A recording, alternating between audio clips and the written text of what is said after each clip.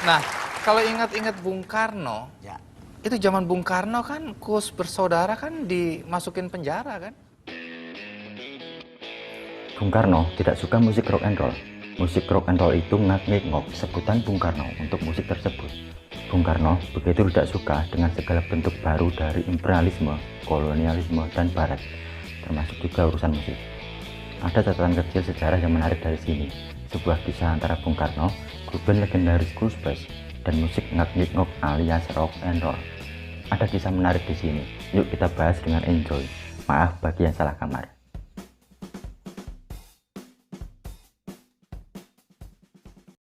Ada kutipan pidato Bung Karno saat HUT GMNI pada 1965 yang seperti ini.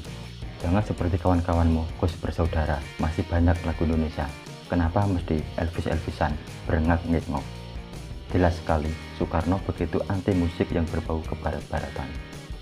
Sedang Gus Plus yang saat itu masih bernama Gus Bersaudara, justru musiknya banyak beraliran rock and roll. Gaya penampilan mereka pun sangat terpengaruh band besar asal Liverpool, Inggris, The Beatles. Dalam setiap penampilannya, kakak beradik itu biasa menyanyikan lagu milik The Beatles dan Elvis Presley. Kita digembar-gemborkan, jangan seperti saudara-saudaramu, Gus Bersaudara itu ngak-ngik-ngok, Elvis-Elvisan. Saya masih ingat waktu itu beliau pidato di depan GMNI. Matikanlah semua pintu, matikanlah semua lampu, kamarku runtuh.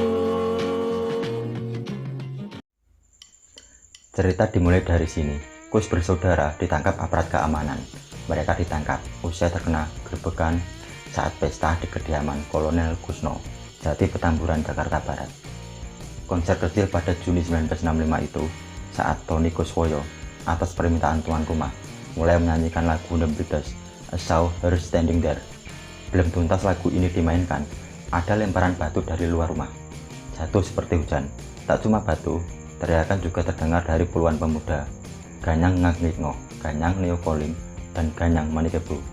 Semua tamu histeris dan tunggang langgang dari tempat duduk. Uniknya lagi, acara itu dihadiri berbagai orang penting hingga pejabat diplomat, diantaranya Duta Besar Amerika Serikat.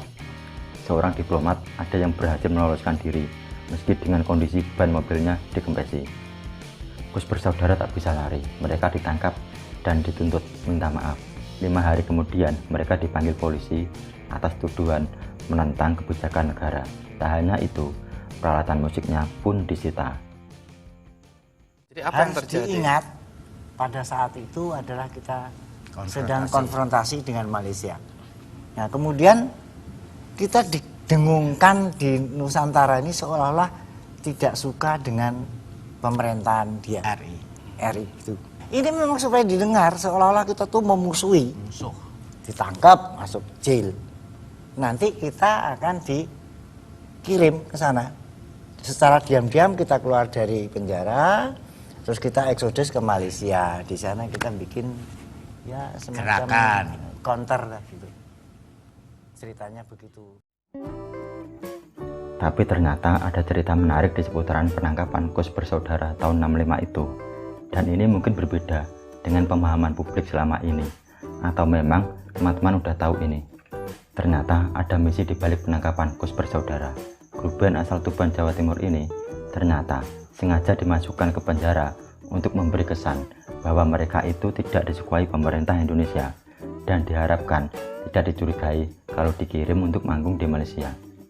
Gus Bersaudara ternyata dirancang sedemikian rupa sebagai korban untuk misi memata-matai negeri tersebut yang saat itu getol-getolnya ganyang Malaysia. Sayangnya keduluan tragedi G30S yang mengerikan tersebut. Gus Bersaudara hampir pasti dikirim ke Malaysia melaksanakan misi rahasia negara. Drama ini memang sangat aneh, hanya karena musik ganjarannya mendekam di balik jeruji besi. Gus Bersaudara dipenjara tanpa proses pengadilan pada Juni 65, dan tanpa alasan yang jelas, mereka dibebaskan begitu saja pada September 65. Ya, pengakuan adanya skenario misi negara ini mungkin adalah jawaban yang paling logis.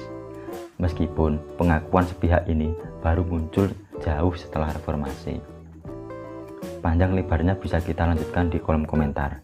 Jika memungkinkan ada analisa dan fakta baru terkait cerita ini, bisalah kita lanjutkan videonya di kesempatan ke depan. Sekian dulu untuk pembahasan kali ini. Maaf bagi yang salah kamar, dan terus dukung channel kami. Sampai jumpa kembali.